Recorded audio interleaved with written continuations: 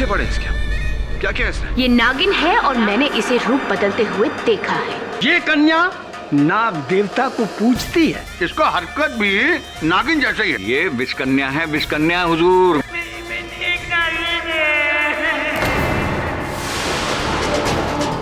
नागिन भाग गई।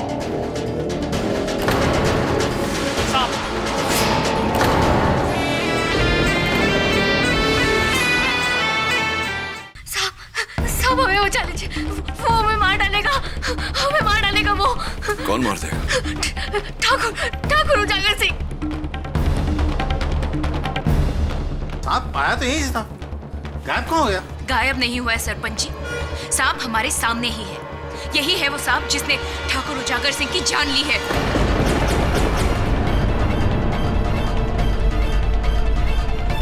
अब तो आपका भ्रम टूटा ना साहब जी। नीलाक्षी जेल में थी तो ये सलाखों से छूटकर यहाँ इस हवेली में आई कैसे? सांप बनकर, और यहाँ आकर इसने ठाकुर उजागर सिंह को डस लिया। और जब हमने इसे देखा तो इसने रूप बदल लिया, वहां से भागने की कोशिश की, लेकिन पकड़ी गई। क्या सोच रहे हैं साहब जी? अगर इस दुनिया में भगवान है, शैतान है, तो फिर नागिन क्यों नहीं हो सकती?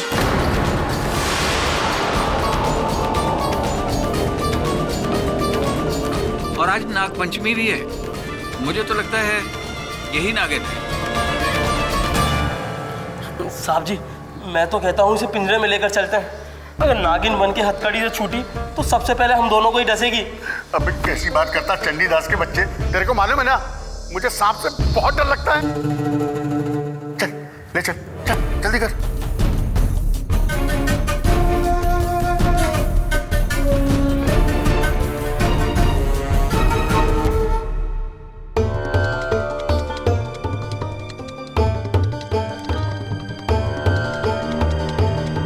क्या है सर?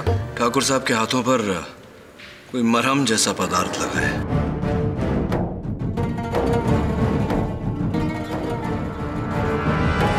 जांच करवा ले वरुण।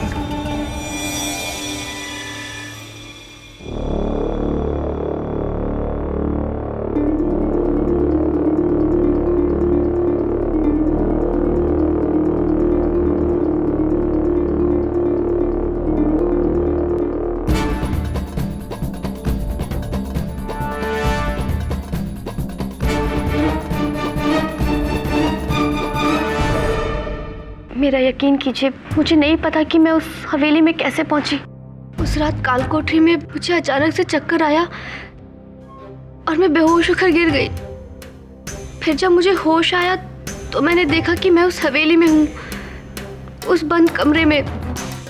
मैं बहुत घबरा गई। मुझे लगा कि ठाकुर उजागर सिंह ने मुझे उठाया है मारने के लिए। फिर अचानक से मुझे किसी के आने की आहट सुनाई दी। मैं इस डर से जाके पर्दे के पीछे छिप गई और फिर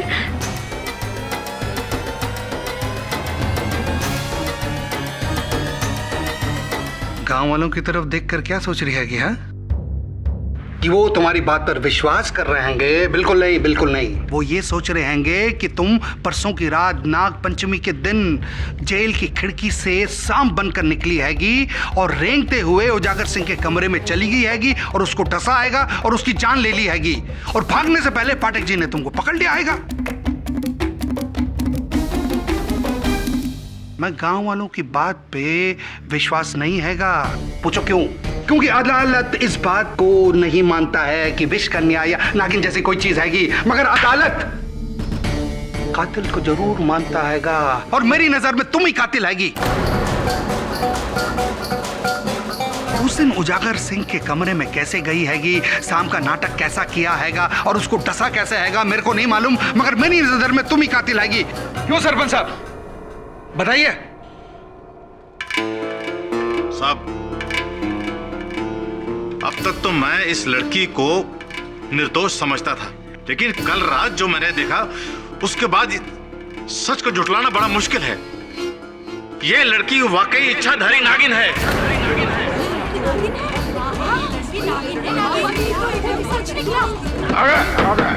जो भी हो कातिल हैंगी।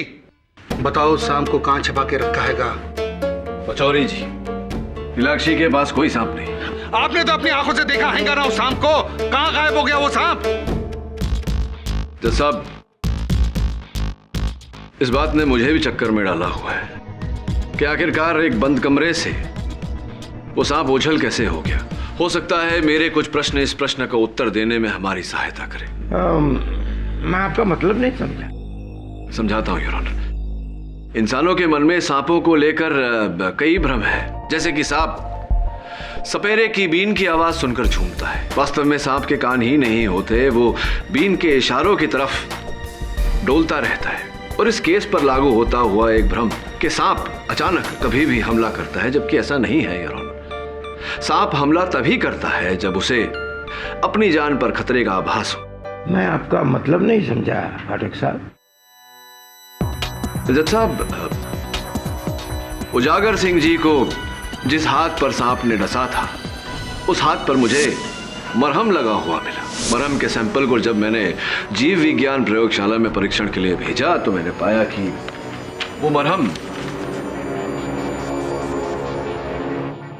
नेवले के बालों से, यानी कि मंगूज हेयर से बना हुआ था। मंगूज योर ऑनर, नेवला सांप का पुराना प्रतिद्वंदी। नेवला? ठाकुर उजागर सिंह अपने हाथ पर नेवले की खुशबू क्यों लगाएगा? उन्होंने नहीं लगाया योर ऑनर, धोखे से उन पर लगाया गया ताकि सांप उनसे खतरा महसूस करे, उन्हें अपना शत्रु समझे और उन पर आक्रमण करे। और ऐसा ही हुआ।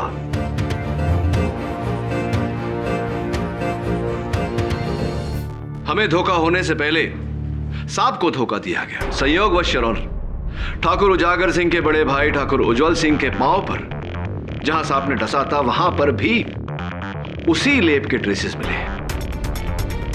इसका अर्थ यह हुआ योर ऑनर कि मेरा विश्लेषण सही है।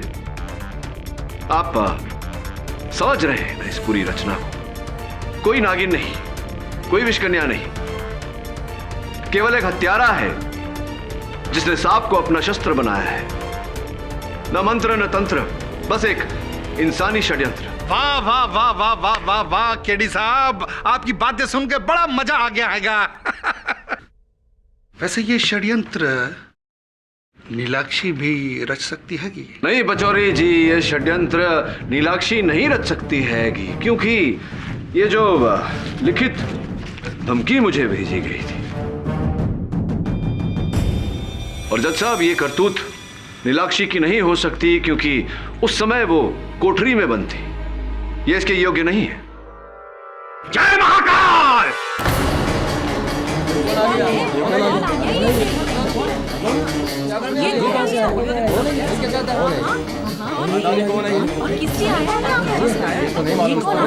इस लड़की की योग्यता को मुझसे बेहतर कोई नहीं जानता, कोई नहीं जानता। आप कौन हैं? मैं भैरवनाथ, एक सपेरा जो बरसों से इस लड़की की तलाश में घूम रहा है। रग रग से वाकिफ हूं मैं इसकी रग रग से। महाराज, आपको जो कुछ भी कहना है यहाँ आके कहिए।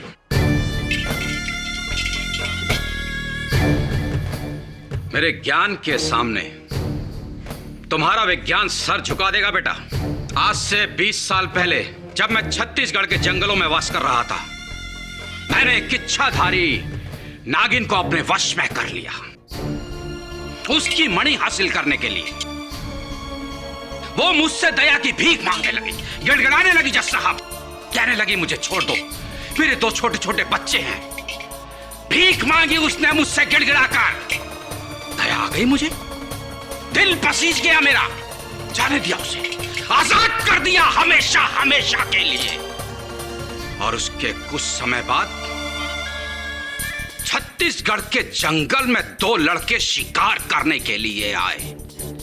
2 नौजवान लड़के। और उस शिकार के खेल में उन्होंने उस नागिन को मार डाला और उसकी वो मणि उन्होंने हासिल कर ली। जानते हो कौन थे वो 2 नौजवान? तुम्हारे ही गांव के ठाकुर उज्जवल सिंह और उजागर सिंह। और वो नागिन कौन थे जानना चाहोगे? इस लड़की की मां। नहीं,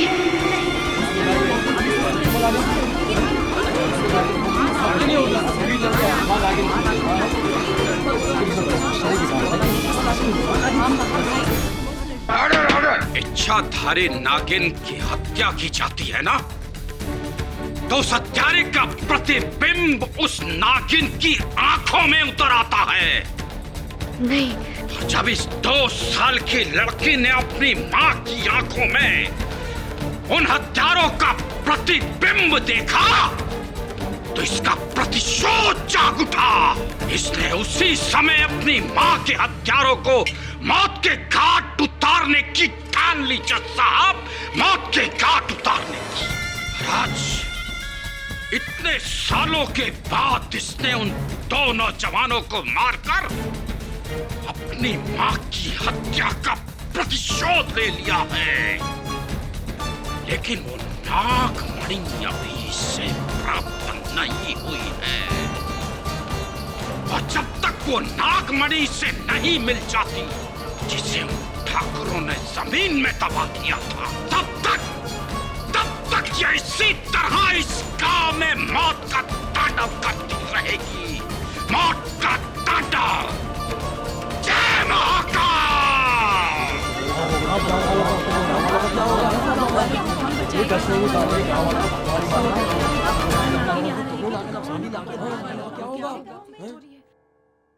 भैरव जी, आप केवल एक सपेरे हैं या खाली समय में पटकथा आदि भी लिखते हैं? क्योंकि ये जो कथा आपने सुनाई, ये कहानी मैंने याद है मुझे, किसी हिंदी फिल्म में देखी थी। मूर्ख! ये कोई कथा कहानी नहीं, वास्तविकता है, वास्तविकता। इस गांव वालों का भ्रम कोई नाटक या कोरी कल्पना नहीं है, सत्य है, सत्य है। ये कन्या नागिन है, नागिन। जय महाकाल। आपकी इस बात का कोई प्रमाण है आपके पास कि ये लड़की नागिन है?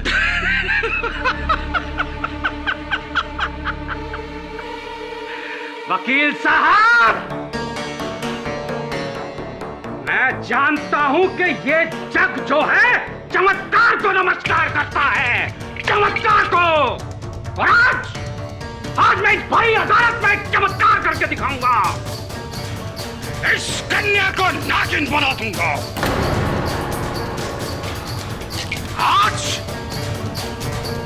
तेरी असलियत सबके सामने आ जाएगी लड़की।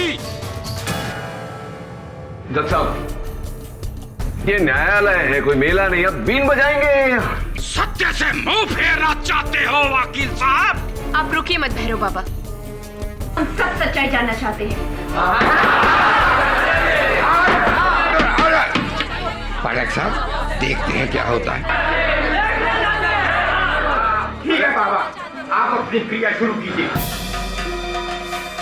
जय महाकाल।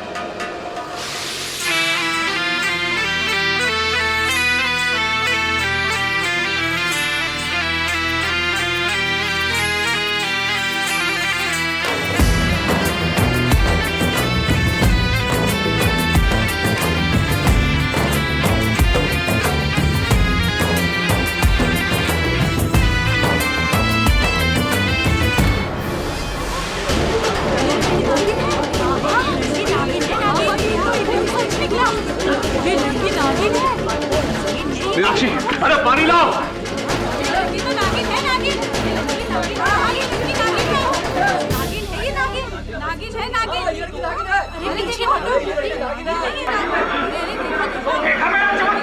मैंने पहले ही कहा था कि ये नागिन है, वरना सलाखों के पीछे से कोई इंसान निकल सकता है क्या? मस्तानी जी, आप प्लीज बैठ जाइए। जज साहब, इसका बेहोश होना ही सबूत है कि भैरव बाबा की शक्तियों का असर हुआ है इस पर।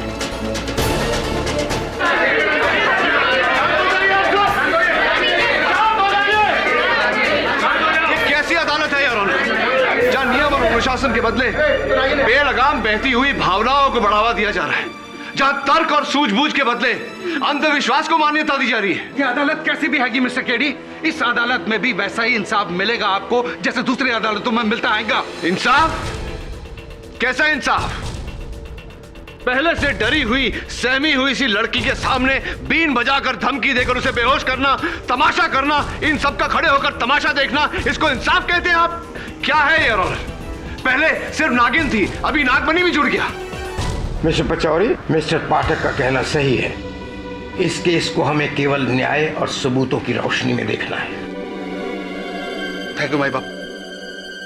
मिस्टर केडी जी। उजागर सिंह के लाश के सामने एक सांप देखा हैगा। जी। उसका पीछा किया हैगा तुम? जी। एक बंद कमरे में सांप घुस गया हैगा एक पर्दे के पीछे। जी जी। तो जब पर्दा हटाया तुमने, पर्दे के पीछे कौन मिला? नीलाक्षी थी। सांप किधर गायब हो गया केडी? वो सांप किधर गायब हो गया? देखिए mister Pachauri, I really don't understand. You do not understand anything, Mr. Keddy. यहाँ इधर अदालत में वेर सांप का मालिक किधर? Bring the सांप and सांप का मालिक इधर, in the court, in the अदालत. Then I agree, Neelakshi is innocent. कल को ऐसा ना हो जाए कि मैं भी उसको नागिन समझे बैठा हूं।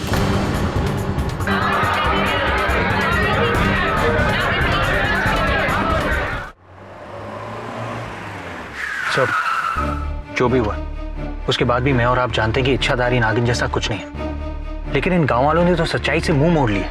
इन्हें यकीन कैसे दिलाएं सर? प्रोसिक्यूटर पचौरी की बात मानकर, जैसा कि अदालत में कहा था उन्होंने, सांप और सांप के मालिक को ढूंढ कर, और मुझे पूरा विश्वास है कि दोनों यहीं मिलेंगे, उजागर सिंह की हवेली में।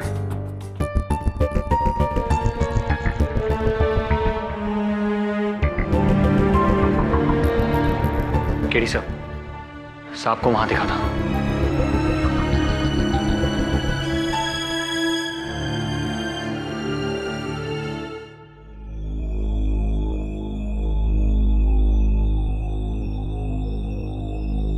वो देख वरुण,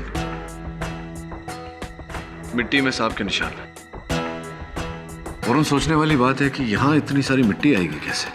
क्या कोई चाहता है कि हमें यहां सांप के निशान नजर आए? Possible sir.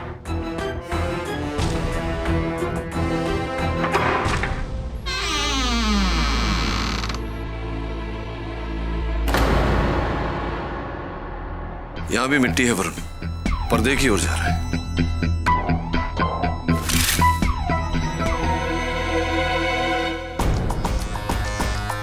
This is crazy sir. भागने का कोई जरिया ही नहीं। सांप पर्दे के पीछे जाकर गायब कहां हो गया? पर्दे में भी नहीं।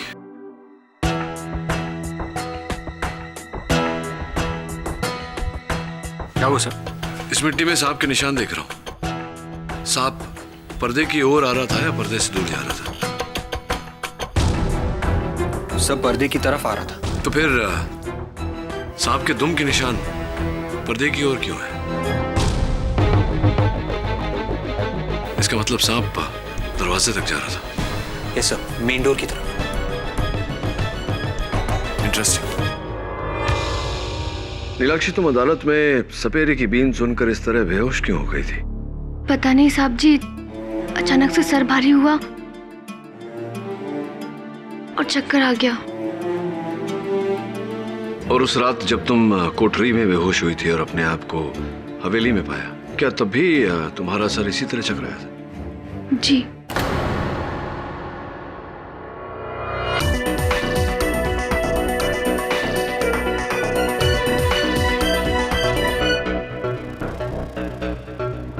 तो भैरो जी, भैरो बाबा, आप इस नागिन को, इस लड़की को कितने साल से जानते हैं? आप इस लड़की को 20 सालों से, और इसकी माँ को 40 सालों से।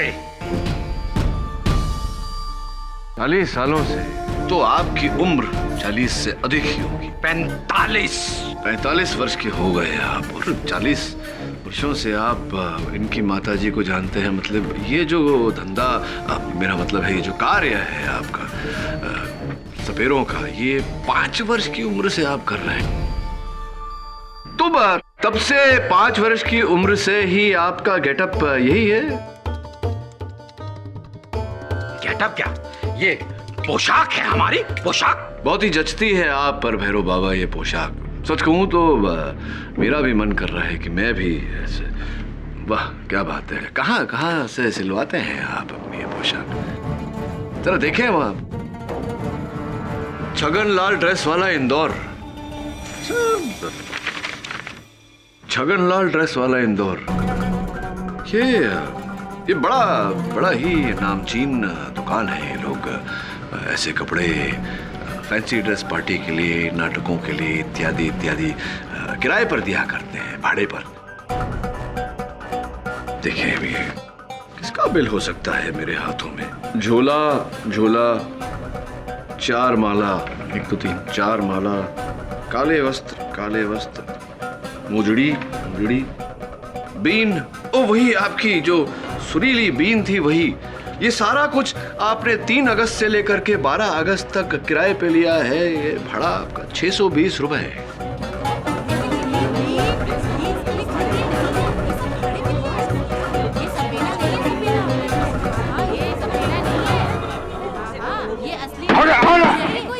तो भैरव बाबा, ये असली है, असली है सब। हाँ, लेकिन इस दाढ़ी के पीछे जो चेहरा है वो नकली है। Am I right, भैरव बाबा उर्फ बाके चतुर्वेदी? और am I right? साहब, मैं एक एक्टर हूं साहब, एक कलाकार। जबलपुर में थिएटर करता हूं। तो वो नागमणि की कहानी, वो नागिन का कहर साहब, वो मेरी एक पेड परफॉर्मेंस थी साहब। सौदा किया गया था मुझसे, सौदा किया गया। ये भी बता दो कि ये अभिनय करने के लिए ये सौदा किसने किया था आपके साथ? 10,000 रुपए दिए थे साहब जी मुझे 2 दिन के लिए, पुजारी जी ने।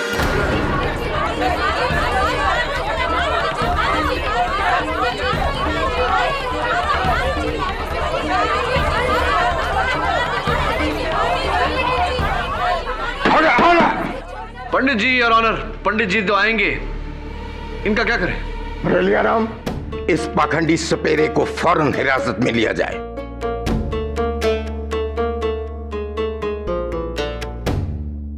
मुझे कुछ साल पहले उजागर सिंह ने एक छोटी सी जमीन दी थी दान में, ये 10 बीघा जमीन। मैं उसे बेचना चाहता था, लेकिन कोई ग्राहक नहीं मिला। मैंने एक प्लान बनाया था कि इस नकली सपेरे द्वारा गांव में नागमणि की कहानी फैला दूं और ये कहे कि उस जमीन में नागमणि कहीं गड़ी हुई है, ताकि नागमणि की लालच में आके लोग उसे खरीदें और मैं बड़ी आसानी से उस जमीन को दुगने तिगने दामों में बेच सकूं। जय मां दुर्गे। और इसी कारण से आपने दोनों ठाकुरों की हत्या भी कर? नहीं, दुर्गा मां की कसम, मैंने उन्हें नहीं मरवाया। वो तो किसी सांप द्वारा डसे गए हैं। केडी साहब, आपकी सुविधा के लिए बता देते हैंगे कि दोनों कत्ल के दौरान पंडित जी मंदिर में ही थे। आधा गांव इसका साक्षी हैगा। तो फिर आधा गांव इस बात का भी साक्षी होगा कि मुझे ये जो धमकी पत्र भेजा गया था, इस पर जो लिखावट है ये किसकी है? आप ही की होगी? आप ही की है? नहीं, अरे आप ही की लिखावट है। नहीं, अरे आप ही की लिखावट है पंडित जी। नहीं, किसकी है? ये लिखावट तो बिशंबर की है।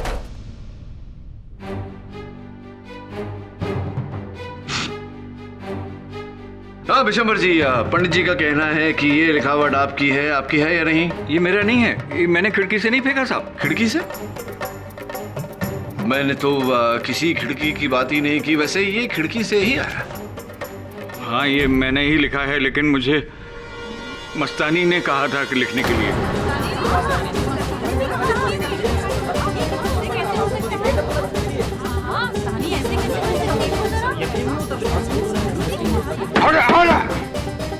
अच्छा, तो मस्तानी जी के कहने पर ही आपने नीलाक्षी के बारे में वो जो कहानी नागिन और सपेरे की वो जो...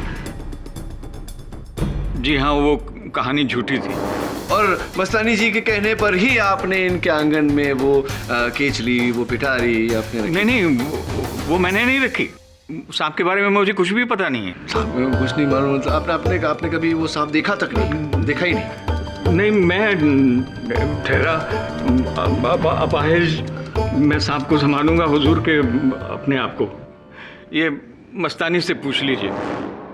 ठीक है, ये बू आ रही है अजीब सी। ठीक है, मस्तानी जी से पूछते हैं। मस्तानी जी, आप नीलाक्षी की सबसे कड़ी, सबसे कठोर आलोचक रही हैं।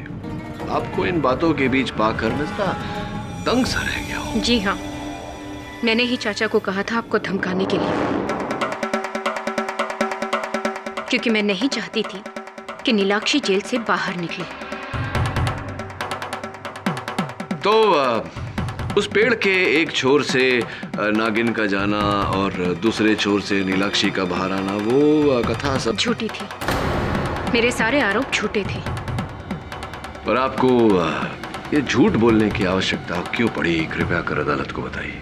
इसकी खूबसूरती, जिस पर दोनों ठाकुर इतने फिदा हो गए थे कि वो दोनों मुझे भूल गए थे, जबकि मैंने इतने सालों से उन दोनों की सेवा की थी। तो इस बुरे व्यवहार के कारण ही आपने दोनों ठाकुरों को सांप से कटवा कर उन्हें मृत्यु दी? नहीं, सांप के बारे में मुझे कुछ भी नहीं पता। भला मेरे पास सांप कहाँ से आएगा? सांप भले ही ना हो, खसखस तो है। खसखस? हाँ, खसखस जो आप अपने आंगन में उगाती हैं। खसखस जिसे अगर पीस कर किसी के खाए या पेय पदार्थ में डाल दिया जाए तो व्यक्ति नशे में आ जाता है, कभी कभी बेहोश भी हो जाता है। ठीक उसी तरह जिस तरह नीलाक्षी उस दिन उस ढोंगी बाबा के बीन पर बेहोश हुई थी। हम सबको लगा कि लेकिन आप ये सब मुझे क्यों बता रहे हैं? आपको इसीलिए बता रहा हूँ क्योंकि योर ऑनर, नीलाक्षी के जेल के ग्लास में खसखस डाला गया था पीसकर, और लैब की रिपोर्ट।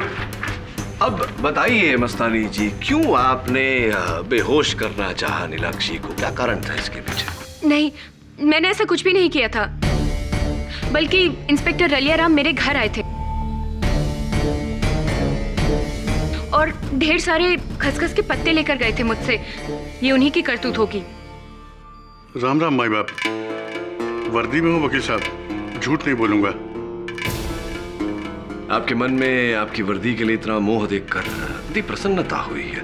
चलिए ये बताइए कि वो मेंढक वाली कहानी जो नीलाक्षी को फंसाने के लिए आपने कही थी, वो सच है क्या? नहीं वकील साहब, गलत थी वो।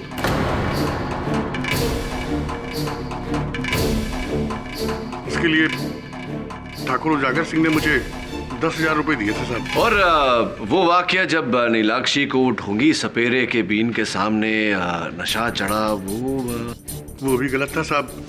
हमने उसको कचहरी में लाने के पहले उसके पानी में खसखस का पानी मिला दिया था वकील साहब।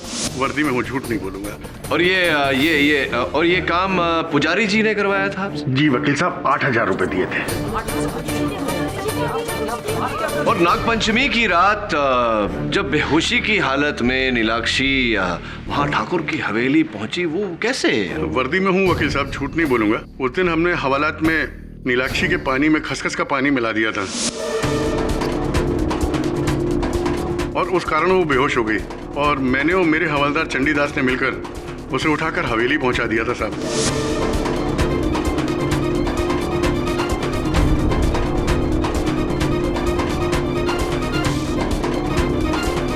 और वहां पहुंचकर आपने ठाकुर उजागर सिंह जी को जिंदा पाया? नहीं साहब, जब हम वहां पहुंचे माई बाप तो वहां ठाकुर साहब थे ही नहीं। माँ कसम हमने उन्हें नहीं मारा साहब। ओ भला हमारे पास सांप कहां से आएगा माई बाप? वैसे भी मैं सांप से बहुत डरता हूं साहब, बहुत। और इस काम के लिए नीलाक्षी को वहां ठाकुर की हवेली तक पहुंचाने के लिए 11,000 आपको मिले थे। किसने दिए थे? वर्दी में हूँ, झूठ नहीं बोलूंगा साहब, सरपंच जी ने। सरपंच जी ने दिए?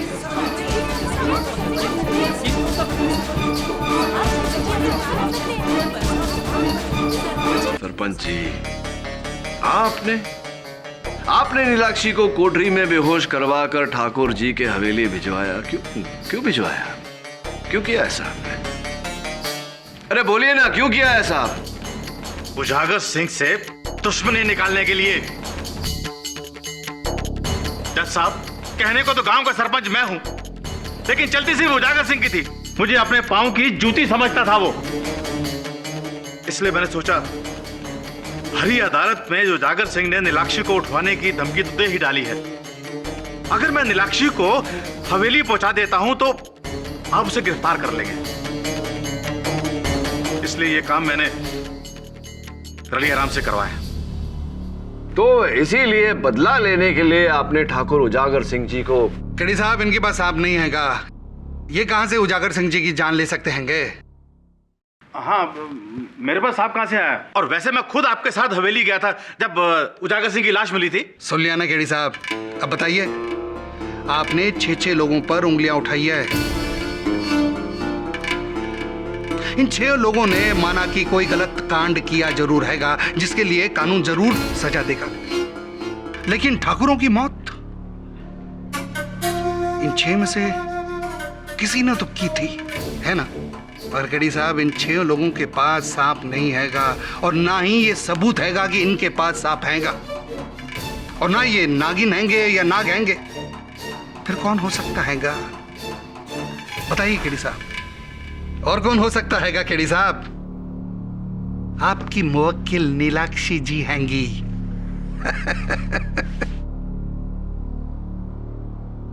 योर ऑनर, अब तो स्पष्ट हो चुका है कि नीलाक्षी को नागिन के इस मनगढ़ंत कहानी में फंसाया गया था।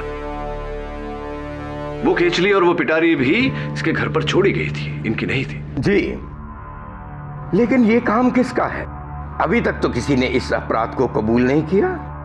जज साहब, हम नागिन के पड़ाव से लेकर इंसानों तक तो पहुंच गए, और ये मेरा विश्वास नहीं, मेरा दावा भी है कि बहुत जल्द हम उन इंसानों में हत्यारा भी ढूंढ निकालेंगे।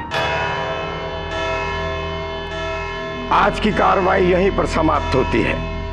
कल सुबह 10 बजे अदालत की कार्रवाई फिर शुरू होगी। और हां, तब तक के लिए इंस्पेक्टर रलियाराम, हवलदार चंडीदास, पुजारी पुरोहित, सरपंच लहरी सिंह और अभिनेता बांके चतुर्वेदी को उनकी गैर कानूनी हरकतों के लिए हिरासत में लिया जाता है, और बशंबर दास और मस्तानी को कड़ी चेतावनी देकर छोड़ा जाता है। जजमान, मैंने तो सिर्फ जमीन। चुप कीजिए पुजारी जी। जज के आदेश को टोकने की हिम्मत कैसे की आपने? आइंदा अगर आपने बेवक्त मुंह खोला तो आपकी सजा को और बढ़ा दूंगा, समझे? जय मां दुर्गे। अदालत बर्खास्त की जाती है। जय मां दुर्गे।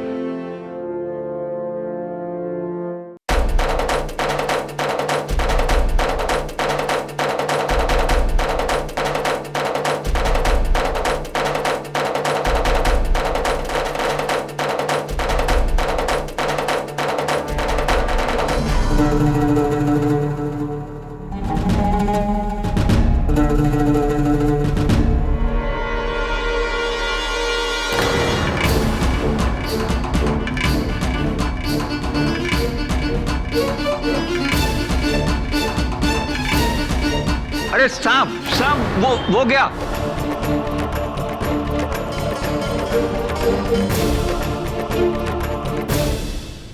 अदालत की कार्रवाई शुरू की जाए। हाँ तो मस्तानी जी, हुआ यूं कि कल रात, इससे पहले कि वो सांप मुझे डसे, मेरी आंखें खुल गई और वो सांप वहां से अदृश्य हो गया। मैंने उसका पीछा किया तो आप वहां मिली। कमाल है ना, ढूंढा सांप मिली आप। कहीं आप ही वो नागिन तो नहीं? नहीं, अब मुझे उस सांप के बारे में कुछ भी नहीं पता। वो तो चाचा के मुंह से सांप सांप सुनकर मैं डर के मारे भाग गई वहां से। तो वहां से तो आप भाग गई थी, लेकिन रात के 3 बजे आप वहां आई क्यों थी? क्या कर रही थी आप? अरे, आपने ही तो मुझे बुलाया था ना। मैंने? ये देखिए, ये पर्ची आप मेरे घर के बाहर छोड़कर गए थे। आज रात ठीक 3 बजे मुझे मिलने आना केडी पाठक। जी नहीं मस्तानी जी, ये पर्ची ना तो मैंने लिखी है, ना मैंने भेजी, ना मैंने आपके घर के बाहर रखी। कमाल है, सब तो कारागार में बंद थे, फिर बाहर थे तो सिर्फ आप, वो सांप और हाँ बिशंबर काका। हाँ तो बिशंबर चाचा जी, ये जब भी आप, खैर छोड़िए, ये बताइए चाचा जी के रात के 3 बजे आप वहाँ क्या कर रहे थे? आप ही ने तो बुलाया था, आपकी वो ये पर्ची मिली थी, आपने भेजी थी। मैंने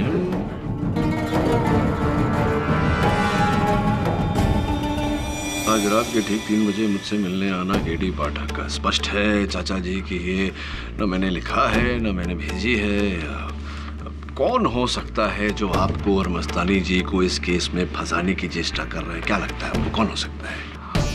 पता नहीं बेटा, मैं तो बाल बाल बच गया उसके सांप के काटने से। वो मेरी आंखों के सामने झाड़ी में चला गया और वहां से गायब।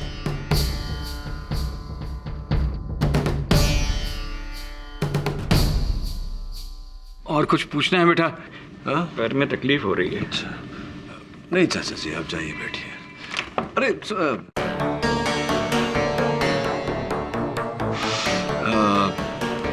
मैं ये पूछना चाह रहा था आपसे कि आप तो ठाकुरों की हवेली के रखवाले हैं, तो कभी भी किसी भी समय जहां आप चाहें आ जा सकते हैं, छूट है पूरी आपको, है ना?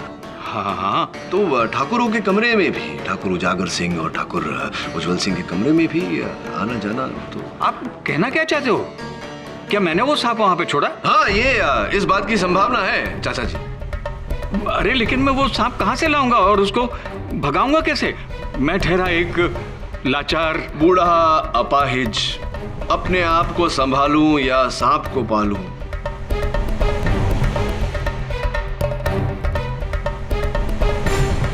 लेकिन देखिए चाचा जी, कितनी निपुणता से आपने ये दोनों कार्य किए। अपने आप को भी संभाला, सांप को भी पाला इस लाठी की मदद से, है ना? मैं कुछ समझा नहीं। अच्छा ये बताइए चाचा जी कि आपकी लाठी में ये 2 छेद जो है, ये 2 छेद क्यों है? ये बस है मतलब क्या लाठी में छेद? मैंने तो नहीं देखा किसी लाठी में 2 छेद हो। कहीं ऐसा तो नहीं कि हवा अंदर बाहर आ जा सके, इस कारण ये 2 छेद हैं? सांस ले सके, सांस लेने में तकलीफ ना हो। चाचा जी जरा आपकी लाठी देख सकते? नहीं। Your honour please. Bishambar Das, लाठी दो।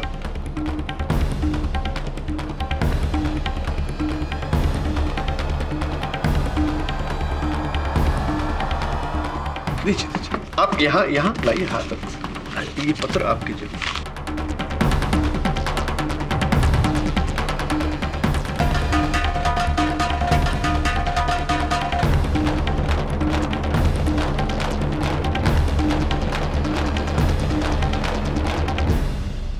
दत्त साहब, एक बहुत ही पुरानी कहावत है, ऐसा वार करो कि सांप भी मर जाए और लाठी भी ना टूटे। इस उदाहरण में ऐसा वार किया गया कि सांप भी नहीं मरा और लाठी भी नहीं टूटी। मैं अदालत को कुछ दिखाना चाहूंगा यार।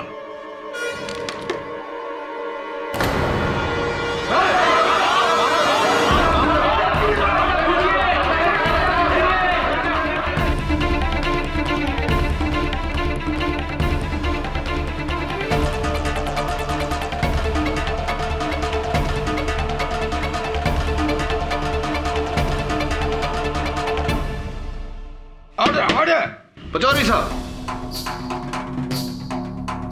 आपकी मांग पूरी हुई। Here is the snake, there is the snake का मालिक। साहब, ठाकुर उज्जवल सिंह और उजागर सिंह का कोई वारिस नहीं था। उनके बाद हवेली मुझे मिल जाती। एक तो उन दोनों भाइयों की नीलाक्षी पर बुरी नजर थी और दूसरी तरफ गांव वाले नीलाक्षी को नागिन समझते थे।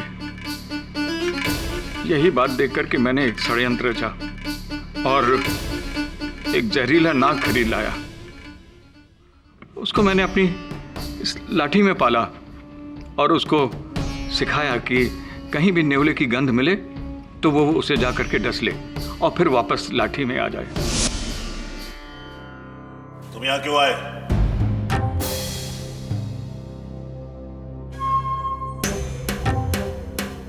इस बारे में किसी से कुछ कहा ना तो जिंदा गाड़ दूंगा।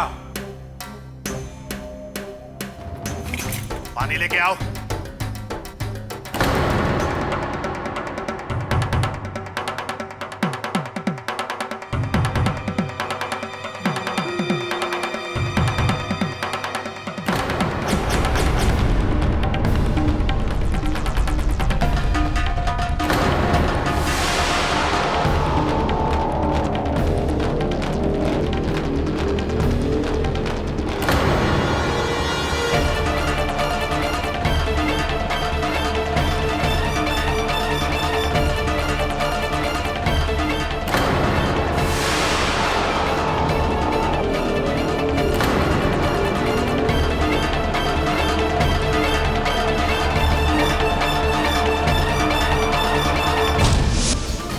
और फिर मैंने ही नीलाक्षी के घर में वो सांप की कैंचुली और पिटारा डाला। और नागपंचमी की रात जब मैंने सरपंच और रलिया राम को देखा कि वो बेहोशी की हालत में नीलाक्षी को हवेली में ले जा रहे हैं, तो मैंने दूसरा षड्यंत्र रचा कि क्यों ना उजागर सिंह को भी मार दिया जाए।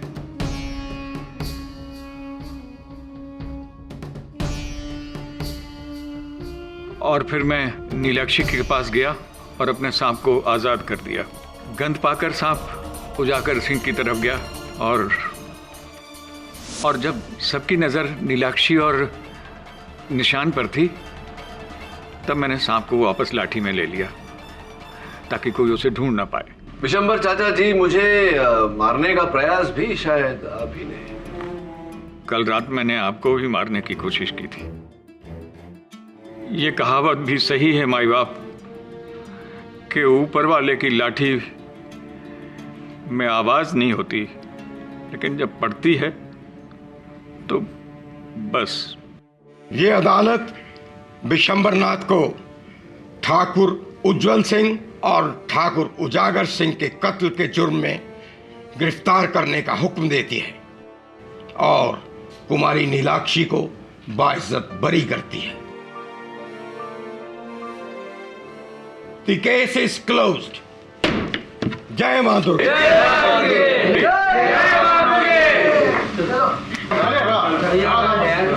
हम तो केडी साहब धन्य हो गए हैंगे, आपके साथ मुकदमा लड़ने का मौका मिला हैगा, बहुत कुछ सीखने को मिला हैगा। अरे ये तो हमारा सौभाग्य हैगा पचौरी साहब। हैगा कि नहीं हैगा? नहीं नहीं नहीं नहीं, एक फोटो हो जाए। हाँ, सर मैं फोटो खींचता। एक मिनट, मैं भी आता हूं। Sure sir. आइए आइए आइए, बीच में आ जाइए। आइए यहाँ आ जाइए। सर, आज खुशी के मौके पर आपकी फेवरेट लाइन हो जाए।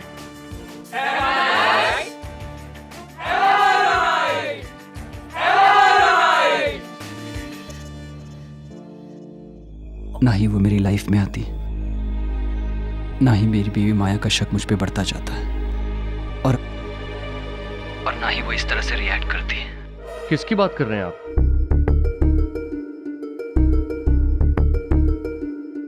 मैं एमएलए राम शास्त्री जी की बेटी वंदना शास्त्री की बात कर रहा हूँ। लेकिन वो तो जानता हूँ कि वो एक बहुत बड़े पॉलिटिकल फैमिली से है, लेकिन ये जानने के बावजूद मेरा और वंदना का संबंध है।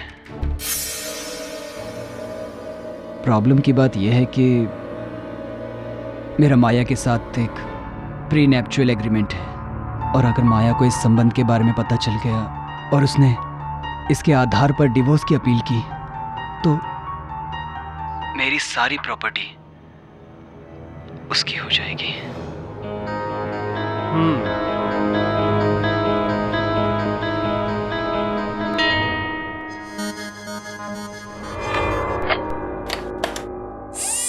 थैंक्स मिस्टर हर्ष, ये अच्छी बात है कि आप सेल्फ रियलाइजेशन की तरफ बढ़ रहे हैं। इसी रास्ते पे चलिए। वैसे तो डॉक्टर कपूर, आप पर मुझे सबसे ज्यादा भरोसा है, लेकिन फिर भी हमारी ये बातचीत। You don't worry at all, ये मेरे पास पूरी तरह से सुरक्षित रहेगा। तुम बिल्कुल भी चिंता मत करो। Thank you doctor. You welcome. See you. Deepika,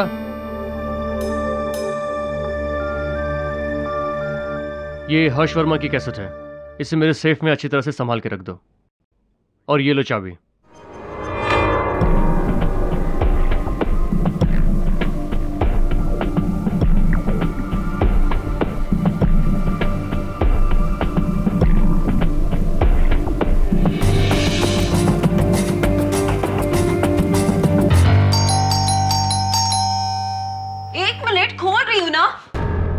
क्या हुआ अभिषेक? इतनी देर से बेल तू बजा रहा था। दीदी, दीदी मुझे अभी निकलना पड़ेगा। कहाँ निकलना पड़ेगा? हुआ क्या है? दीदी मेरे पास टाइम नहीं है। क्या टाइम नहीं है? कहाँ जा रहा है? हुआ क्या है अभी? दीदी अगर मैं एक भी दिन यहाँ रुका ना तो वो लोग मुझे मार डालेंगे। कौन मार डालेगा तुझे? हुआ क्या है? दीदी मैंने फिर से सट्टे में पैसे हार गया हूँ। मुझे बुकी को 5 लाख रुपए देने हैं दीदी, और अगर मैं वो पैसे नहीं दे पाया ना तो वो मुझे जिंदा नहीं छोड़ेंगे दीदी। कौन तुझे जिंदा नहीं छोड़ेगा? कौन मारेगा तुझे? दीदी 5 लाख रुपए बहुत बड़ी रकम होती है, लेकिन मेरे पास कल तक इसका इंतजाम करने का एक रास्ता है। लेकिन मुझे पता है आप इस बात के लिए कभी राजी नहीं होगी, इसलिए मैं सब छोड़ के जा रहा हूँ दीदी। अबे मेरी बात सुन, क्या रास्ता है बोल।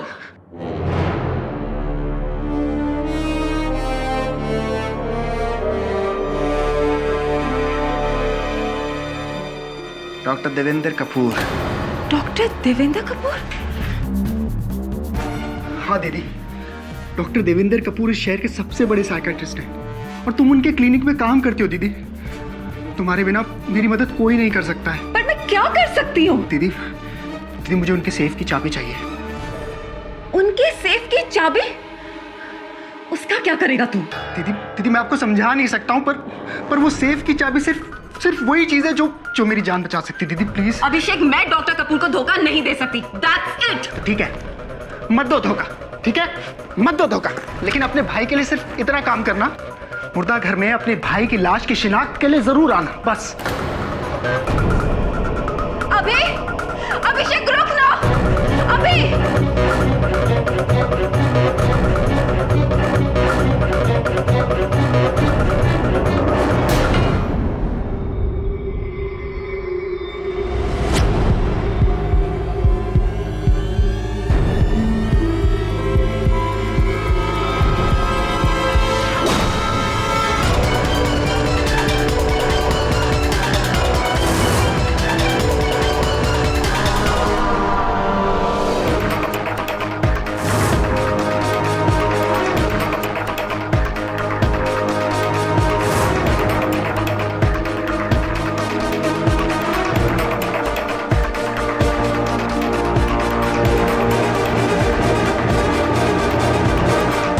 सुबह जब मैं अपने ऑफिस पहुंचा तो मेरा सेफ खुला हुआ था और उसमें से एक टेप गायब थी। कपूर, तुम्हारे यहाँ अगर चोरी हुई है तो इसकी रिपोर्ट तुम्हें पुलिस में करनी चाहिए। नहीं केडी, मैं पुलिस कंप्लेन नहीं कर सकता। ये मेरी क्रेडिबिलिटी का सवाल है। अगर मेरे पेशेंट्स को ये पता चल जाए कि मेरे ऑफिस से टेप चोरी हो रही है तो बहुत बड़ी गड़बड़ हो जाएगी, और खास तौर पे वो टेप। किसका था वो टेप? हर्ष वर्मा का। हाई स्काईज एयरलाइंस का मालिक? हाँ, और बाकी किसी टेप को छुआ तक नहीं, सिर्फ हर्ष वर्मा का ही टेप चोरी हुआ है। केडी, अगर ये टेप किसी गलत हाथ में पड़ गया ना तो बहुत बड़ी प्रॉब्लम हो जाएगी। क्यों? ऐसा क्या था उस टेप में? उस टेप में हर्ष वर्मा ने अपने और एमएलए राम शास्त्री की बेटी के संबंधों के बारे में बोला था। केडी, एक तरफ एमएलए राम शास्त्री की बेटी है और दूसरी तरफ हर्ष अपनी बीवी माया के साथ प्रीनिपिटल एग्रीमेंट में है। अगर वो टेप गलत हाथ में पड़ गई केडी तो हर्ष वर्मा का बुरा तो होगा ही होगा, साथ में मेरा करियर भी बर्बाद हो जाएगा। ऐसी कपूर, तेरे अलावा और कौन जानता था कि सेफ की चाबियां कहाँ रखी जाती है? दीपिका मेरी एसोसिएट है, पर वो ऐसा नहीं कर सकती। तुम तो जानते हो केडी कि वो मेरे साथ करीब 8 साल से काम कर रही है और हम दोनों एक दूसरे को पसंद भी करते हैं। ये सब बात तो ठीक है, लेकिन एक बात स्पष्ट है कि जिसने भी ये टेप चुराई है वो तुम्हारा कोई नजदीकी इंसान है, और ये बात भी तय है कि ये काम जिसने भी किया है वो तुम्हें या हर्ष को कांटेक्ट जरूर करेगा। जैसे ही वो तुमसे संपर्क करे मुझे बताना। माया मैडम, आपका काम हो गया है। वो टेप मेरे पास है। ठीक है, तो शाम को मिलो। सॉरी, एक्चुअली मुश्किल से मिली हुई चीज़ का दाम भी थोड़ा ज़्यादा होता है। 6 लाख रुपए की बात हुई थी, मिल जाएंगे। आप समझी नहीं मैडम, चीज़ बहुत मुश्किल से मिली है, इसलिए अब उसकी कीमत 6 लाख नहीं 15 लाख हो गई है। देखो, सनी से मेरी बात 6 लाख की हुई थी, समझ में आई? मिल जाएंगे 6 लाख। काम सनी ने नहीं, मैंने किया है, और मैं इसकी कीमत 15 लाख लगा रहा हूँ। आप दे सकती हैं तो ठीक है, वरना और भी रास्ते हैं मेरे पास।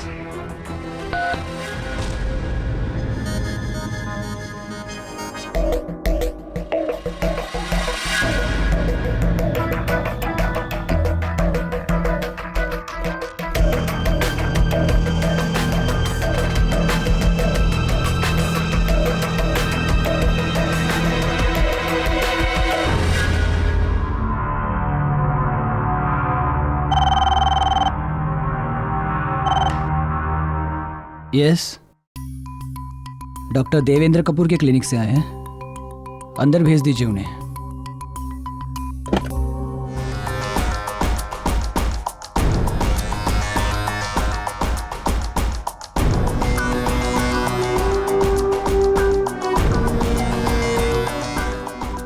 ये क्या बदतमीजी है? कौन हो तुम? अभिषेक चौहान। तो क्या चाहिए तुम्हें? 40 लाख। व्हाट? दिमाग खराब हो गया तुम्हारा? मेरा तो नहीं हुआ, लेकिन तुम्हारा जरूर होने वाला है। उठो और निकलो यहां से, नहीं तो मुझे पुलिस को बुलाना पड़ेगा।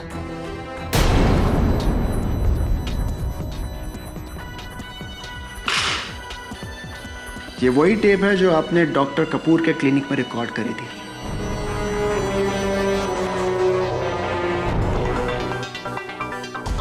ये तुम्हें कहां से मिला? अरे, मैंने आपको बताया ना, मुझे डॉक्टर देवेंद्र कपूर ने भेजा है। तो जाहिर सी बात है, ये टेप भी मुझे उन्हीं ने दी होगी। ये सिर्फ कॉपी है, ओरिजिनल की कीमत सिर्फ 40 लाख। हाँ कपूर, बोल। तुम ठीक कह रहे थे केडी। उसने हर्ष वर्मा को कांटेक्ट किया और उसे 40 लाख रुपए की डिमांड की। हर्ष अभी अभी मेरे ऑफिस आया था। वो तो यही समझ रहा है कि इन सब में मैं भी इन्वॉल्व हूँ। वो व्यक्ति है कौन? अभिषेक चौहान, मेरी एसोसिएट दीपिका का छोटा भाई। लेकिन दीपिका मेरे साथ ऐसा नहीं कर सकती, वो मुझे धोखा नहीं दे सकती। ये सब अभिषेक चौहान का काम है, उसके भाई का। 1 नंबर का लफंगा है वो। मैं वो टेप लेने जा रहा हूँ केडी। मुझे हर हाल में वो टेप चाहिए, चाहे उसके लिए मुझे कुछ भी करना पड़े। नहीं कपूर देख, ऐसा चल वरुण, इससे पहले कि कोई अनर्थ हो जाए। कहां से? दीपिका के घर चल।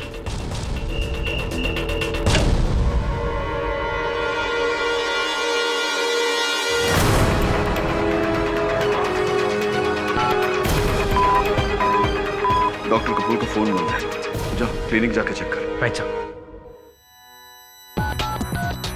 इंस्पेक्टर आठवले, केडी पाठक बोल रहा हूँ। आपके एरिया में मर्डर हो गया है, 189 सुमन नगर।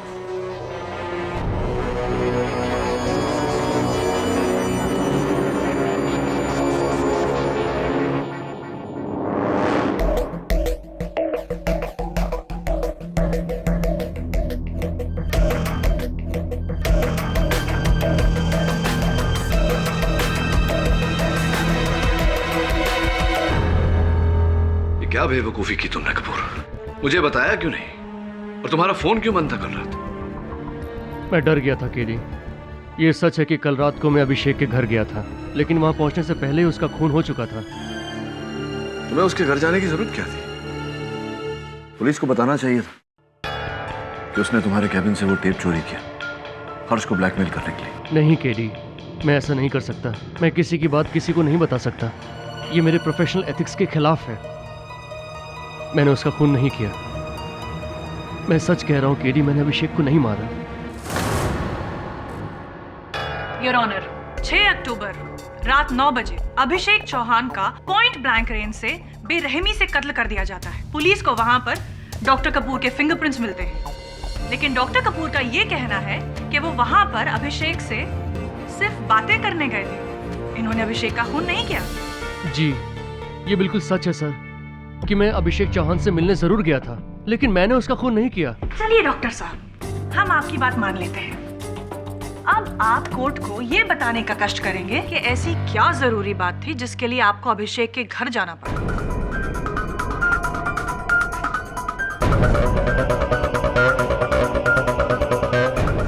आप चुप क्यों हैं डॉक्टर साहब?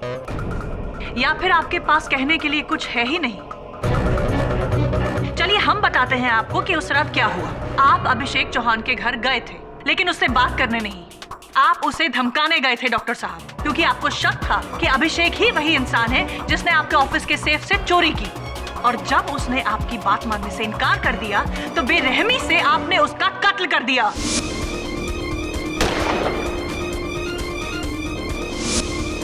आई ऑब्जेक्ट योर ऑनर। प्रोसिक्यूशन मेरे मुवक्किल पर निराधार आरोप लगा रहा है। इनके पास इस बात का कोई प्रमाण नहीं कि मेरे मुवक्किल ने उस रात गोली चलाई थी। योर ऑनर, ये रही अभिषेक चौहान के सोसाइटी में रहने वाले कुछ लोगों की स्टेटमेंट। इन सब लोगों का यही बयान है कि उन्होंने 6 अक्टूबर की रात को डॉक्टर कपूर को अभिषेक चौहान के फ्लैट की तरफ बहुत गुस्से में जाते हुए देखा। और उन्होंने ये भी बयान किया है योर ऑनर कि डॉक्टर साहब के हाथ में एक रिवॉल्वर थी। ये सच है कि मैं अभिषेक चौहान के घर पे अपनी रिवॉल्वर लेके गया था और बहुत गुस्से में भी था, लेकिन जब मैं वहां पहुंचा, अभिषेक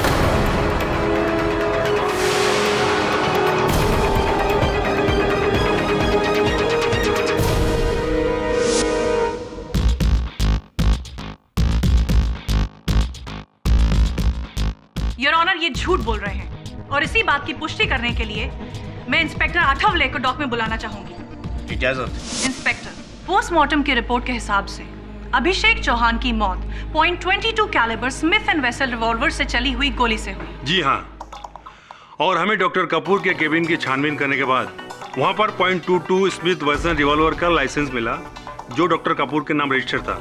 उन्होंने रिवॉल्वर ACE गन सप्लायर से करीब 1 बरस पहले खरीदा था। जब हमने डॉक्टर कपूर से पूछताछ की तो उन्होंने बताया कि वो गन खाड़ी में फेंक दी। खाड़ी में फेंक दी? योर ऑनर, मतलब एक वो एविडेंस जिससे ये साबित हो सकता था कि कातिल डॉक्टर कपूर हैं, उन्होंने खाड़ी में फेंक दी। वेरी इंटेलिजेंट, प्लान मर्डर है ये तो। योर ऑनर, अभिषेक की लाश देखकर मैं बहुत घबरा गया था। मुझे वहां पहुंच के रियलाइज हुआ कि ये मैं क्या करने जा रहा हूं और मुझे अपने आप से नफरत होने लगी। इसलिए वहां से आते वक्त मैंने अपनी रिवॉल्वर खाड़ी में फेंक दी।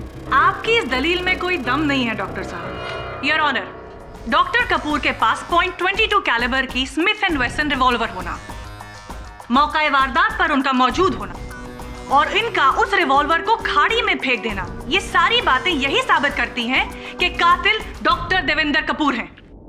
करेक्शन प्रोसिक्यूटर साहब, साबित नहीं। ये बातें अप्रत्यक्ष रूप से सुझाव देती है कि डॉक्टर कपूर ने ये कत्ल किया हो, किंतु इस बात को प्रमाणित नहीं करती कि डॉक्टर कपूर ने ही ये कत्ल किया है। नाउ योर ऑनर, अगर प्रोसिक्यूटर साहिबा को कोई आपत्ति न हो तो मैं इंस्पेक्टर आठवले से कुछ प्रश्न करने की अनुमति चाहूंगा। इजाजत। हाँ इंस्पेक्टर साहब, फोरेंसिक्स रिपोर्ट के अनुसार अभिषेक चौहान के घर पे डॉक्टर कपूर के अतिरिक्त किसी और के भी उंगली चिन्ह मिले हैं, क्या ये बात सही? जी हाँ, वहाँ डॉक्टर कपूर के फिंगरप्रिंट्स के अलावा अभिषेक चौहान की बहन दीपिका के फिंगरप्रिंट्स भी मिले। हमें और भी फिंगरप्रिंट्स मिले। मैच करने के बाद पता चला कि वो फिंगरप्रिंट्स वहाँ के लोकल गुंडे सनी के थे।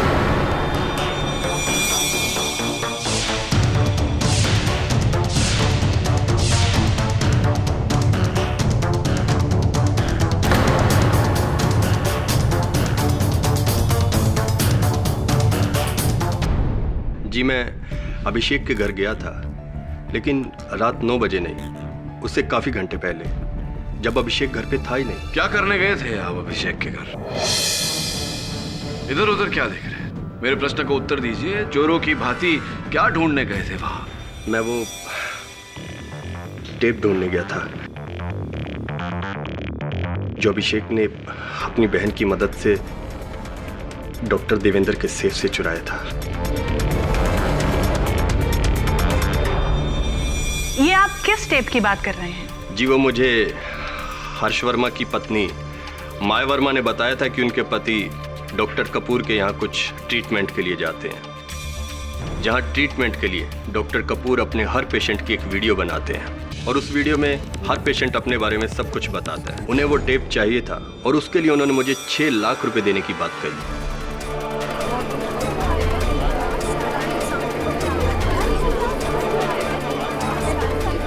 Order order.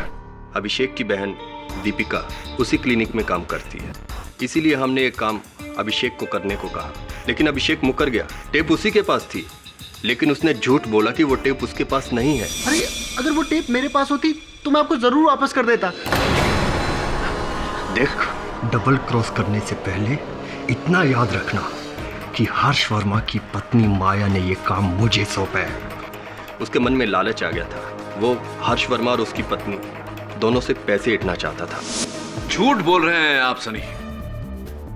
आप शाम को नहीं, रात 8:30 बजे गए थे अभिषेक के घर और उस समय वो घर पर ही थे।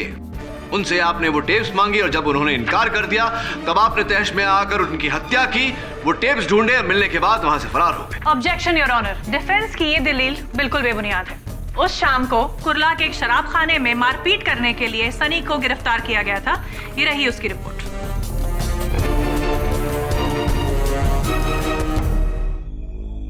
योर ऑनर, सनी ने अपने कथन में हर्ष वर्मा की पत्नी माया वर्मा का नाम लिया। मैं पूछताछ करने के लिए उन्हें कटघरे में बुलाने की अनुमति चाहता हूं। इजाजत। मिसेस वर्मा, सनी ने अपने कथन में बताया कि आप ही ने उसे वो डॉक्टर कपूर से वो टेप चुराने का काम दिया था और उस काम के लिए आप उसे 6 लाख रुपए देने को तैयार थी। सही है?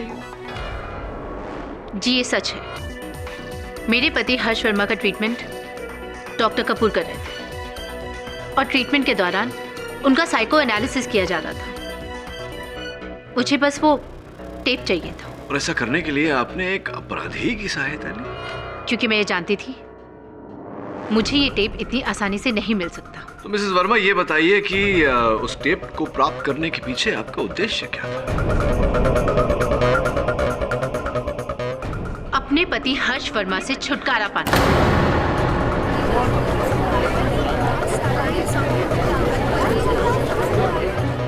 Order order. जज साहब, मैं अपने पति की असलियत अदालत के सामने लाना चाहती थी ताकि मैं जल्द से जल्द डिवोर्स फाइल कर सकूं। मैं जानने को उत्सुक हूं मिसेस मेहरा कि इस समय वो टेप कहां है? मुझे वो टेप कभी मिला ही नहीं। अद्भुत बात है, क्योंकि मेरे पास अभिषेक के फोन रिकॉर्ड्स है जिसके अनुसार उन्होंने आपको फोन किया था उसी दिन जिस दिन उनकी हत्या हुई थी। तो फोन आने के बाद आप वो टेप्स लेने उनके घर गई होंगी। जज साहब, ये सब बेकार की बातें हैं। मेरी डीलिंग सिर्फ सनी के साथ हुई थी और अभिषेक को तो मैं जानती भी नहीं हूँ। हाँ, लेकिन फोन पर बात करने के बाद तो आप जान गई होंगी उन्हें और टेप्स लेने उनके घर गई होंगी। और जब उन्होंने टेप्स देने से इनकार कर दिया होगा या रकम ज्यादा मांगी होगी, आपने तहश में आकर उनकी हत्या कर दी होगी। Simple, is it not? देखिए, ना ही मैं अभिषेक को जानती हूँ और ना ही मैं अभिषेक के घर गई थी। तो ये बताइए कि कत्ल के दिन 6 अक्टूबर को 8 और 9 बजे के बीच आप कहाँ थी?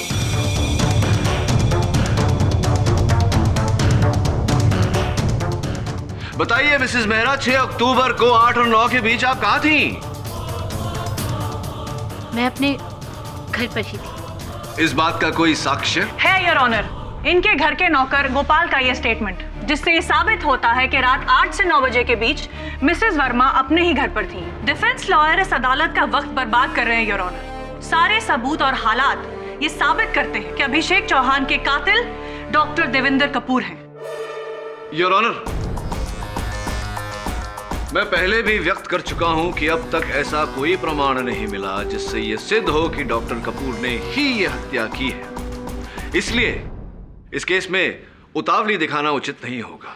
एक और व्यक्ति है योर ऑनर, जिन्हें उस समय अभिषेक के घर पर होना चाहिए था, उनकी बहन दीपिका चौहान।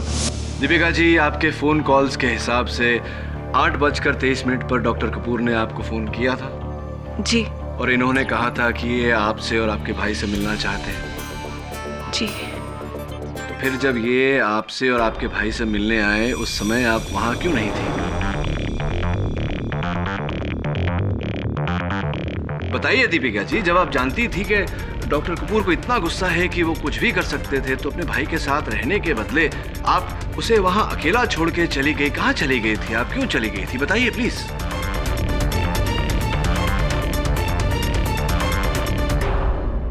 जब डॉक्टर कपूर का फोन आया तो उस समय अभिषेक घर पे नहीं था। मैंने अभिषेक को बहुत फोन लगाया पर उसका फोन स्विच ऑफ आ रहा था। मुझे कुछ समझ नहीं आया कि मैं क्या करूं, इसलिए मैं अभिषेक को ढूंढने उसके दोस्त कबीर के घर गई, पर अभिषेक वहां पे भी नहीं था। मैं वहां से घर आ गई और जैसे मैं घर आई मैंने देखा कि अभिषेक को किसी ने गोली मार दी है।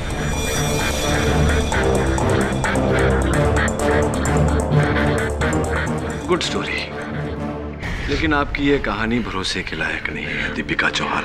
क्या ये सच नहीं है कि आपने चोरी करने में अपने भाई की मदद की थी? हाँ, ये सच है। मैं उसकी बातों में आ गई थी, लेकिन आपने अपने भाई की सहायता की चोरी करने में। उसके बाद जब आपने डॉक्टर कपूर को इस बात से इतना परेशान देखा, आपका मन बदला, आपने सोचा कि आपको वो टेप वापस इन्हें लौटानी चाहिए। आप अपने कैबिन से इनका गन चुराकर अपने घर पहुंची, जहां आपकी अपने भाई से लड़ाई हुई, जिसमें गलती से आपके हाथ गोली चल गई। नहीं सर, ऐसा कुछ नहीं हुआ। मैंने अपने भाई को नहीं मारा। आप ही ने अपने भाई का खून किया है, क्योंकि आप डॉक्टर कपूर से प्यार करती हैं और इनकी परेशानी आपसे देखी नहीं गई, इसीलिए आपने अपने भाई की हत्या की। ये तुम क्या कह रहे हो केडी? ये बिल्कुल गलत है। दीपिका ने ऐसा कुछ नहीं किया। वो भला अपने भाई का खून क्यों करेगी? उसने मेरे केबिन से कोई गन नहीं चुराई। मैं खुद गन लेके अभिषेक से मिलने गया था और जब मैं वहां पहुंचा तो वहां पे दीपिका नहीं थी तो सिर्फ अभिषेक की लाश। Objection your honour. Doctor Kapoor ये खुद कह रहे हैं कि जब वो दीपिका के घर गए थे तो दीपिका वहां पर नहीं थी और उसके बाद वो रिवॉल्वर लेकर अभिषेक के घर गए। ऐसे में दीपिका पर शक करना बिल्कुल बेबुनियाद है। अब मैं अपने अगले गवाह मिस्टर हर्ष वर्मा को कटघरे में बुलाना चाहूंगी। जी हाँ, 6 अक्टूबर को करीबन 6 बजे अभिषेक मेरे ऑफिस आया था। वो वहाँ क्या करने आया था? वो डॉक्टर कपूर के क्लिनिक से मेरी साइकेट्रिक ट्रीटमेंट की रिकॉर्डिंग टेप लेकर आया था और उसने मुझसे कहा कि अगर मैंने उसे 40 लाख रुपए नहीं दिए तो वो टेप किसी न्यूज़ चैनल को बेच देगा। और हाँ, उसने ये भी कहा कि उसके पास इस टेप की और भी कॉपीज़ हैं। तो फिर आपने क्या किया? उसके बाद मैं डॉक्टर कपूर के क्लिनिक गया। मैंने डॉक्टर कपूर को बताया कि अभिषेक चौहान नाम का आदमी मुझे ब्लैकमेल करने की कोशिश कर रहा है। डॉक्टर तो डिनाई करते रहे, मानने को तैयार ही नहीं थे। लेकिन जिस तरह डॉक्टर कपूर बिहेव कर रहे थे, मुझे ऐसा लगा कि हो सकता है उन्हें सब मालूम है और हो सकता है कि वो खुद भी इसमें इन्वॉल्व हों। फिर डॉक्टर कपूर ने यह भी कहा कि ओके, ठीक है, जो आप कह रहे हैं अगर वो ठीक है तो ये मेरी रिस्पॉन्सिबिलिटी है। चाहे मुझे अभिषेक चौहान का खून ही क्यों ना करना पड़े, मैं वो टेप यहाँ पे लेके आऊंगा।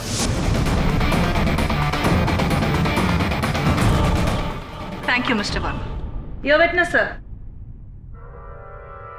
मिस्टर वर्मा, अपने कथन में आपने कहा कि आपको ऐसा लग रहा था कि डॉक्टर कपूर और अभिषेक इस ब्लैकमेल के मामले में मिले हुए हैं। जी हाँ, क्योंकि अगर ऐसा नहीं होता तो उस अभिषेक को वो टेप कहाँ से मिलती? और फिर डॉक्टर कपूर ने कोई पुलिस कंप्लेंट भी नहीं लिखवाई। आपने भी तो इनके खिलाफ, इस ब्लैकमेल के खिलाफ पुलिस में कोई सूची नहीं की। फिर ये बताइए कि डॉक्टर कपूर और अभिषेक आपके कहे अनुसार आपको ब्लैकमेल कर रहे थे, उस टेप पर कुछ ऐसी आपकी निजी बातें थीं जो आप नहीं चाहते थे किसी के सामने आए। तो इन सब इस घटना से बचने के लिए, अपने आप को बचाने के लिए आपने क्या कदम उठाया, क्या किया? जी नहीं, मैंने कुछ भी नहीं किया। अद्भुत बात है, आपने कुछ भी नहीं किया। आपकी इमेज खतरे में थी, इतना बड़ा नुकसान होने वाला था आपको, और आपने कुछ भी नहीं किया। इसका जवाब आपको डॉक्टर कपूर शायद ज़्यादा अच्छी तरह दे पाएंगे। कैसे? क्योंकि उनके ट्रीटमेंट के तहत उन्होंने मुझे बताया कि जल्दी निर्णय ना ले पाना यही मेरी सबसे बड़ी प्रॉब्लम है। ऐसी। चलिए छोड़िए, ये बताइए कि उस रात 8 और 9 बजे के बीच आप कहाँ थे? मेरी 8:15 बजे एक मीटिंग थी और 9 बजे तक मैं उसी मीटिंग में था। वो 8:15 वाली आपकी जरूरी मीटिंग में से आप 25 मिनट तक गायब हो गए थे। कहाँ गए थे आप?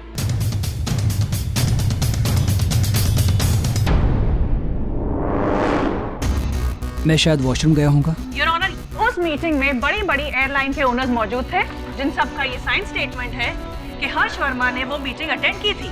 और डिफेंस लॉयर ये भी भूल रहे हैं कि कत्ल की जगह पर हर्ष वर्मा के नहीं, डॉक्टर देवेंद्र कपूर के फिंगरप्रिंट्स पाए गए हैं माय लॉर्ड। योर ऑनर, मैं पहले भी कह चुका हूं कि ये अदालत कल तक के लिए मुलतवी की जाती है। केडी साहब, क्या लगता है आपको जिस किसी ने भी अनुराग का खून किया है, क्या उसे टेप की कॉपीज मिली होंगी? ये तो कहना मुश्किल है वरुण, लेकिन एक बात तो तय है कि हत्या उन टेप्स की वजह से ही हुई है। 4 लोग हो सकते हैं। एक हर्ष वर्मा खुद, दूसरी उनकी पत्नी माया जो उनसे घृणा करती है, उनका पोल खोलना चाहती थी। तीसरा सनी, 6 लाख रुपयों का लालच, और चौथी दीपिका चौहान।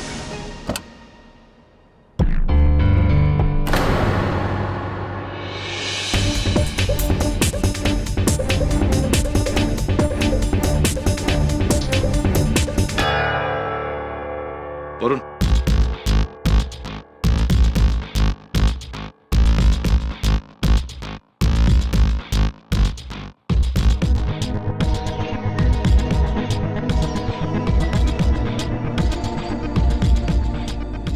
अभिषेक चौहान कौन सी गाड़ी चलाता था?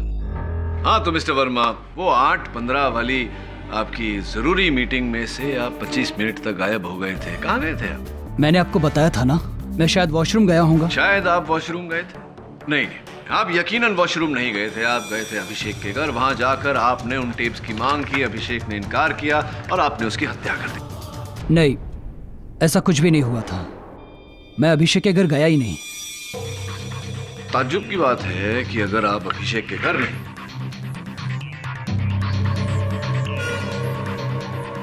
तो आपके कोट का ये बटन वहां से कैसे बरामद हो?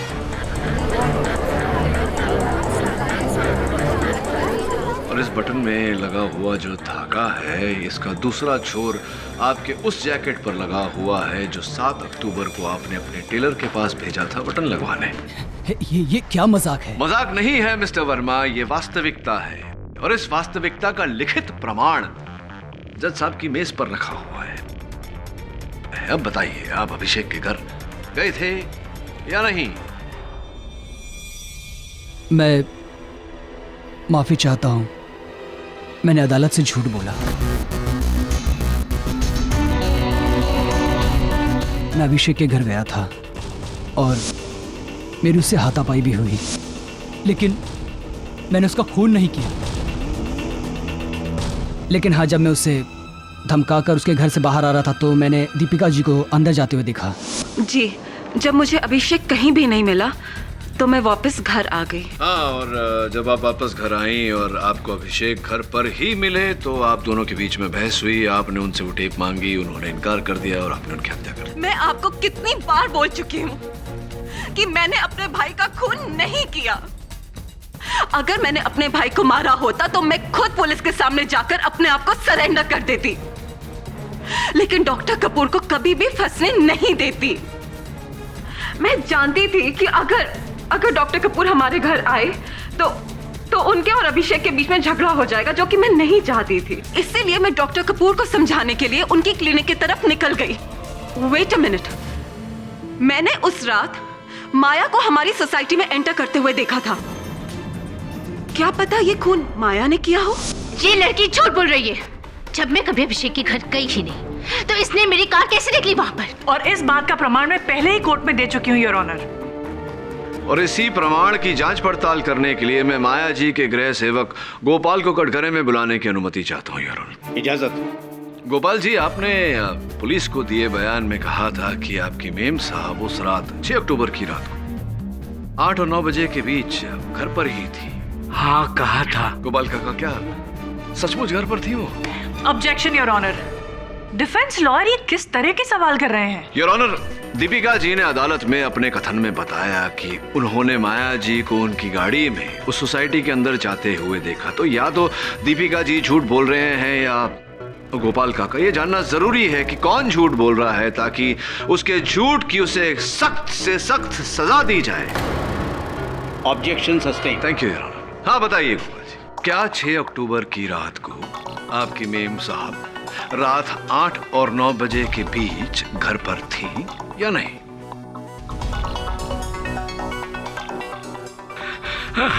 साहब, आपने कहा है कि झूठ बोलने पर सख्त से सख्त सजा मिल सकती है। हाँ बाप, वो तो है गोपाल जी। साहब, मेरी 2 छोटी छोटी बहनें हैं साहब। साहब, मुझे कोई सजा नहीं चाहिए साहब। वो तो मैम साहब के कहने पर मैंने झूठ बोला था। वो घर पे थी नहीं, वो तो गाड़ी लेकर कहीं और गई थी। हाँ साहब। अब बताइए माया जी, आप उस रात अभिषेक के घर गई थी या नहीं? जी, मैं अभिषेक के घर गई थी, पर मैंने उसका खून नहीं किया। झूठ पे झूठ माया जी। सर्वप्रथम तो आपने अपने गृह सेवक गोपाल काका से झूठा बयान दिलवाया अदालत में। द्वितीय, आपने स्वयं झूठ बोला कि आप उस रात अभिषेक के घर नहीं गई थी। सच तो यह है कि आप उस रात अभिषेक के घर गई थी, लेकिन वहां जाते आपको पता चला कि अभिषेक हर्ष वर्मा के साथ टेप्स का सौदा कर चुका है। आप तहश में आ गई और गुस्से में आपने अभिषेक की हत्या कर दी। नहीं, मैं अभिषेक के घर जरूर गई थी, पर मैं उसे धमकाने गई थी। मैंने अभिषेक का खून नहीं किया। मैंने अभिषेक का खून नहीं किया। क्षमा चाहता हूं यार।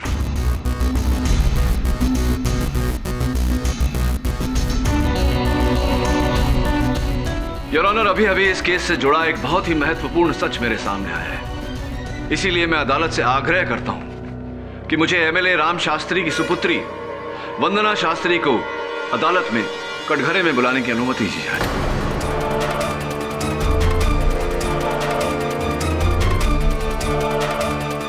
मुझे एमएलए राम शास्त्री की सुपुत्री वंदना शास्त्री को अदालत में कटघरे में बुलाने की अनुमति दी जाए।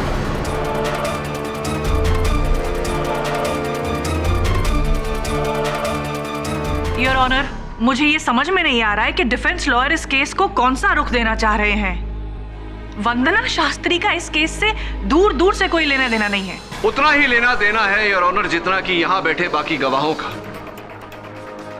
केरी, प्लीज, तुम ये सब। डॉक्टर कपूर, क्षमा चाहता हूँ, लेकिन इस मोड़ पर मुझे ये बात अदालत के सामने रखनी ही पड़ेगी। ये तुम क्या कह रहे हो केडी? योर ऑनर, इस केस की शुरुआत से जिस टेप का जिक्र हो रहा है, वो टेप जिसके लिए अभिषेक की हत्या की गई, उस टेप पर हर्ष वर्मा और वंदना शास्त्री के नाजायज संबंध की कथा है।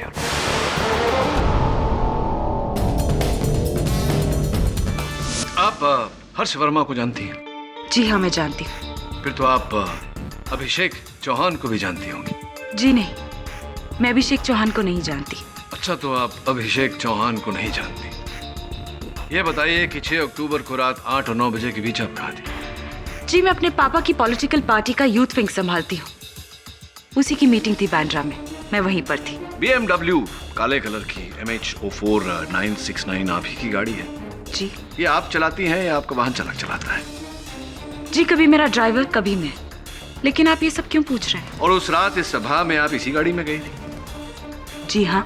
बहुत बहुत धन्यवाद आपका कि आपने इतनी सहनशीलता से मेरे हर प्रश्न का उत्तर दिया। एक आखिरी प्रश्न, समझ में नहीं आ रहा मुझे कि आप अगर उस गाड़ी में उस रात बांद्रा गई थी अपनी सभा में उपस्थिति भरने, तो आपकी गाड़ी ने 8:20 पर अंधेरी टोल नाका कैसे क्रॉस किया?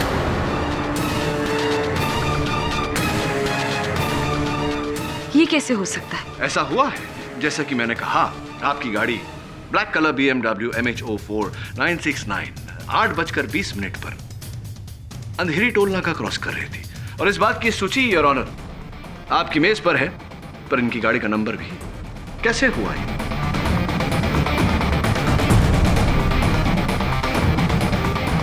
हो सकता है कि मैं अंधेरी गई होंगी किसी मीटिंग के लिए। किसके साथ थी आपकी मीटिंग? अभिषेक चौहान के साथ? क्या बेकार की बात कर रहे हैं आप?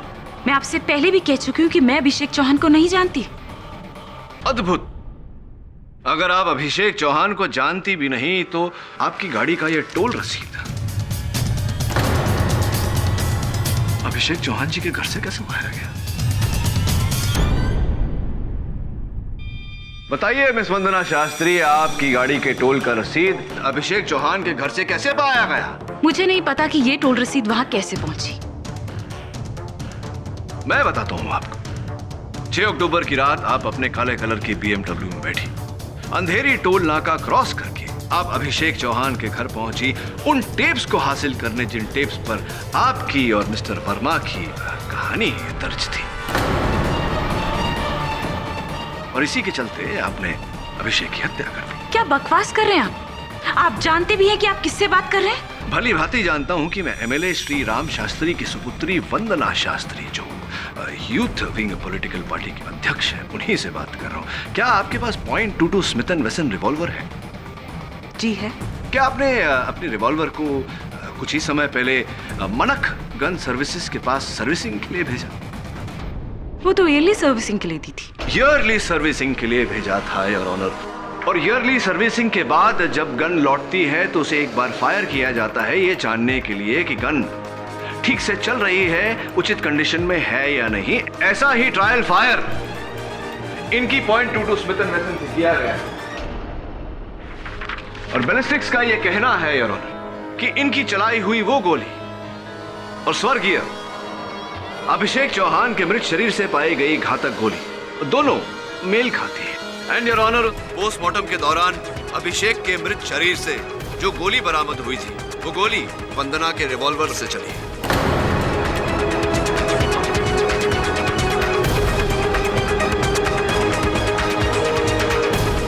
वो दोनों गोली एक ही गन से चली है, यानी कि आपकी गन से चली है, यानी कि आप ही ने अभिषेक चौहान की हत्या की।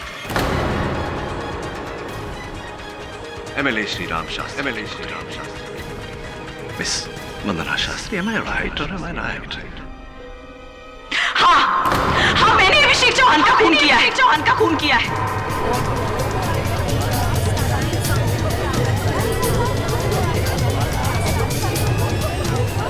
ऑर्डर।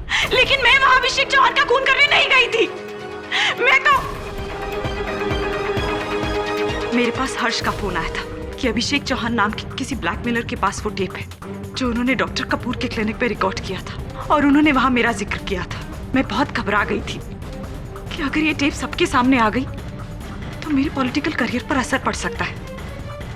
और हर्ष ने मुझसे कहा कि वो अभिषेक के घर जा रहा है, और इसीलिए मैं अभिषेक के घर के लिए निकली। लेकिन जैसे ही मैं अभिषेक के घर के दरवाजे तक पहुंची, देखो, मेरी मजबूरी का गलत फायदा मत उठाना, और उस टेप की कोई भी बात किसी भी तरह से माया तक पहुंची ना तो बहुत बुरा अंजाम होगा तुम्हारा। डरते क्यों भाई? हैं? बीवी चली गई तो वो MLA की बेटी है ना वंदना तुम्हारे साथ। अरे तुम्हें किस बात की कमी है भाई? वंदना से मेरा कोई लेना देना नहीं है, मेरा मतलब सिर्फ माया से है। माया मेरी पत्नी है, वंदना कोई नहीं, समझा? वंदना जैसी लड़कियां मेरे काम आती हैं।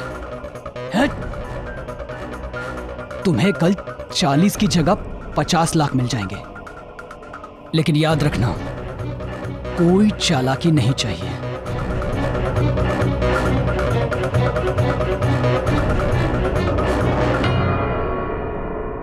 मैंने तो हर्ष से सच्चा प्यार किया था, लेकिन उसके मुंह से अपने बारे में ये सब सुनने के बाद नफरत हो गई थी मुझे उस इंसान से। और सिर्फ हर्ष को अभिषेक के खून के जुर्म में फंसाने के लिए मैंने अभिषेक को मार दिया।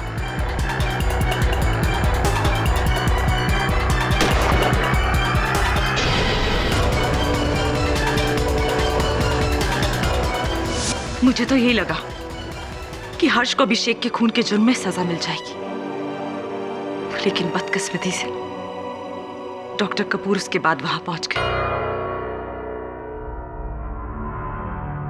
Thank you miss Vandana Shastri. The defence rest your honour. सारे सबूतों के मद्देनजर और वंदना शास्त्री के इकबालिया बयान के बाद यह अदालत डॉक्टर देवेंद्र कपूर को बाइज्जत बरी करती है और वंदना शास्त्री पर अभिषेक चौहान के कत्ल का मुकदमा चलाने का हुक्म देती है। The case is closed. Kapoor साहब, क्या बात है, अपनी रिहाई से खुश नहीं लग रहे आप? केडी, तुम जानते हो ना कि मैं नहीं चाहता था कि मेरे पेशेंट्स की बातें इस तरह से दुनिया के सामने उजागर हो, वो भी मेरी वजह से। कपूर देख, तेरी सच्चाई अपनी जगह ठीक है, मैं तो कहूंगा काबिल तारीफ है, लेकिन किसी की सच्चाई की खातिर अपराधी को अपने किए हुए अपराध की सजा न मिले, ये तो ठीक नहीं है ना मेरे दोस्त। और भी दिलचस्प कहानी देखने के लिए हमारे चैनल को सब्सक्राइब करें और बेल आइकॉन दबाना न भूलें।